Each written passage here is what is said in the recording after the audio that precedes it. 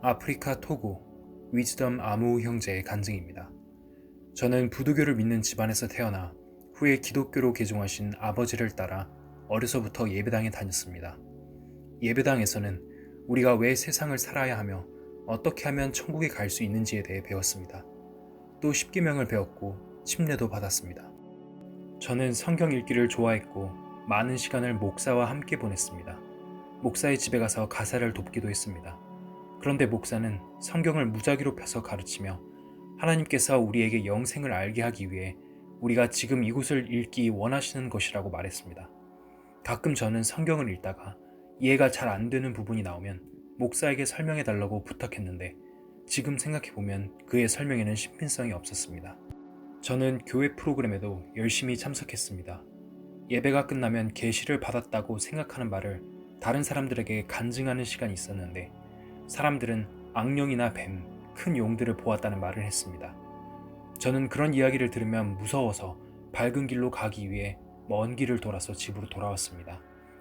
한 번은 예배당에 같이 다니는 친구가 기도하는 중에 큰 뱀이 예배당을 감싸고 있는 것을 보았다고 간증하는 것을 듣고는 밤길이 너무 무서워 집에 가지 못하고 예배당에서 잠을 잤습니다. 그러한 경험을 하며 나는 왜 악령이 두려울까? 지금 내가 죽는다면 하늘나라에 갈 수 있을까? 어떻게 하면 하늘나라에 갈 수 있을까? 하는 의문이 들었습니다. 그런 의문은 항상 저를 괴롭혔습니다. 목사는 기도와 금식을 해야 한다고 가르쳤고 매일 자신을 예수님의 피로 거룩하게 하고 깨끗게 하라고 했습니다. 저는 가르친 대로 하려고 했지만 여전히 같은 죄를 지었습니다. 배운 대로 하면 할수록 더 큰 걱정이 생겼습니다. 육신의 죄를 사함받기 위해 금식 기도를 해도 소용이 없었습니다. 고등학교 때는 시험을 잘 보기 위해 금식 기도를 해보았는데 소용이 없었습니다. 성경을 이해할 수는 없었지만 많이 읽었습니다. 밤에 정전이 되면 어두움이 두려워 동네 가로등 아래로 가 성경을 읽었습니다. 예배당에서 무릎 꿇고 울며 죄를 용서해달라는 기도를 하다가 집에 오기도 했습니다. 예배당에 가서 기도만 드리면 모든 것이 해결된다고 생각했지만 악령이 쫓아오는 악몽을 자주 꾸었고 예수님 이름을 소리쳐 부르면서 잠을 깰 정도로 마음이 불안정했습니다. 그럼에도 항상 기도를 게을리하지 않았습니다. 또 이 땅에서 찬양대 활동을 열심히 하면 나중에 하늘나라에서 하나님을 위해 찬양을 하게 된다고 배웠기 때문에 학교 공부에 방해가 될 정도로 찬양대 활동을 열심히 했습니다. 하지만 아무리 교회에서 배운 대로 철저하게 신앙생활을 해도 나는 죽으면 지옥에 가게 될 것이라는 생각을 떨쳐버릴 수가 없었습니다. 그러던 어느 날 고향 친구 다니엘이 성경은 사실이다 라는 집회에 저를 초대했습니다. 성경 강연회라고 하니 가보자는 생각도 있었지만 사실 집회가 열리는 도시가 산악지방이니 가서 좀 재미있는 시간을 보내다 오자는 생각도 있었습니다. 그렇게 이웃에게 차비를 빌려 집회에 참석했습니다. 그런데 집회에 참석해 선교사의 설명을 들으면서 마음에 문제가 생겼습니다. 선교사는 하나님께서는 죄인인 우리가 찬송하고 예배하는 소리를 듣지 않으신다고 했습니다. 저는 감히 어떻게 우리 찬양대의 찬양이 하나님을 기쁘게 하지 못한다고 말할 수 있지? 목사의 가르침은 이와 정반대였는데 하는 생각이 들었습니다. 정말 혼란스러웠습니다. 무엇보다도 그 강연 내용의 출처가 모두 성경이라는 사실이 제 마음을 불안하게 만들었습니다.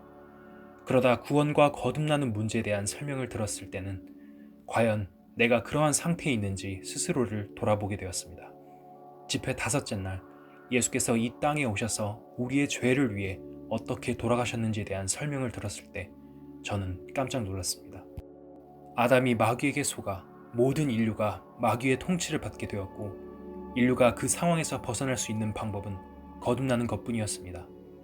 하나님께서는 이사야 44장 22절을 통해 제 모든 죄를 용서해 놓았으니 돌아오기만 하면 된다고 말씀하셨습니다. 요한일서 2장 1절 2절 말씀은 제 구원을 진정으로 확신하게 해주었습니다.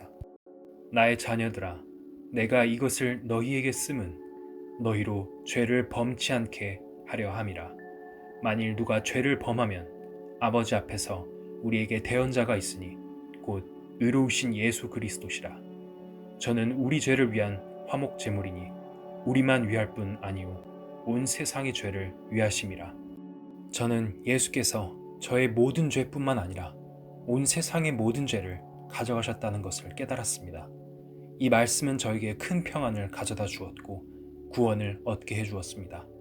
이 구절을 절대 잊을 수 없을 것입니다. 하나님께 매우 감사드립니다. 저는 그 후로 구원받은 형제들과 함께 아버지를 자주 찾아뵈며 구원에 대해 말씀드렸습니다. 하지만 아버지는 제 말을 믿지 않으셨습니다. 아버지께 우리가 따랐던 이 길이 모두 거짓이었어요. 이 길로 계속 가시면 하나님의 나라는 절대 보실 수 없어요. 라고 말씀드렸지만 아버지와 형들은 저를 비웃었습니다.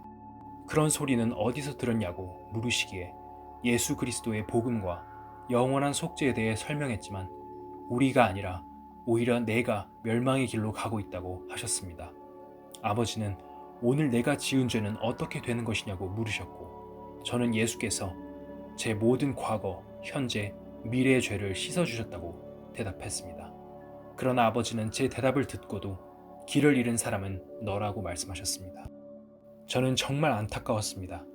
그래서 집을 나서며 아버지께 마지막으로 아버지, 저는 제가 죽으면 어디로 갈 것인지 이미 알고 있으니 어느 날 갑자기 제가 죽는다고 해도 절대 슬퍼하지 마세요. 라고 말씀드렸습니다.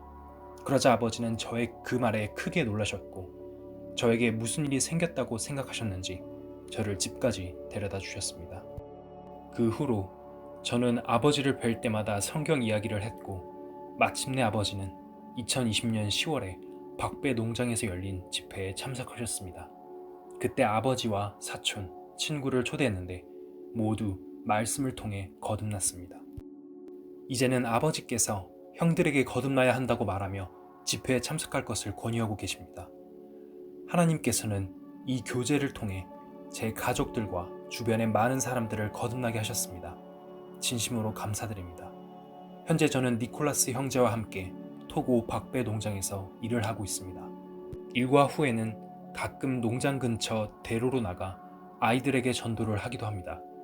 어느 날은 아이들에게 예수께서 니고데모에게 거듭나야 한다고 하셨던 요한복음 3장 말씀을 설명하며 행위가 아닌 성령으로 거듭나는 것을 이야기하고 있었는데 마침 그곳을 지나던 동네 청년 마틴이 제 이야기에 흥미를 보였고 후에 전도 집회에 참석해 구원받는 일도 있었습니다.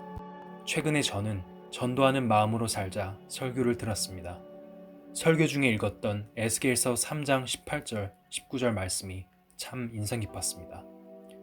가령 내가 악인에게 말하기를 너는 꼭 죽으리라 할 때 내가 깨우치지 아니하거나 말로 악인에게 일러서 그 악한 길을 떠나 생명을 구원케 하지 아니하면 그 악인은 그 죄악 중에서 죽으려니와 내가 그 핏값을 내 손에서 찾을 것이고 내가 악인을 깨우치되 그가 그 악한 마음과 악한 행위에서 돌이키지 아니하면 그는 그 죄악 중에서 죽으려니와 너는 내 생명을 보존하리라.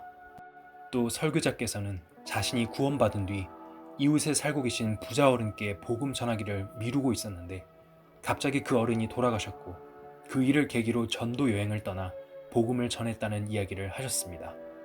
저는 이 말씀을 들으면서 기회가 있을 때마다 전도해야 하고 전도하는 것을 절대 포기하지 말아야겠다고 생각하게 되었습니다.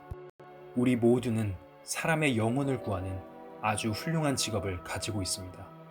다른 사람들이 진리를 발견하여 구원받고 우리와 같은 기쁨을 누리도록 우리가 더욱 전해야 할 것입니다. 저는 정말 행복합니다.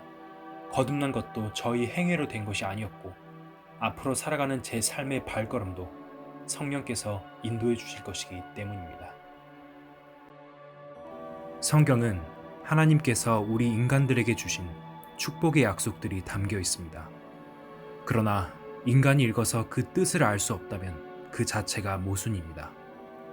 성경은 어려운 책이 아닙니다. 누구나 알아들을 수 있는 쉬운 말로 기록되어 있습니다. 정말 성경이 전하는 내용을 알기 원하는 사람이라면 성령님은 그 사람을 성경 속으로 안내하여 깨닫게 해주십니다. 성경은 사실이다. 온라인 강연회에 초대합니다. 댓글에 초대 링크를 달아두었습니다.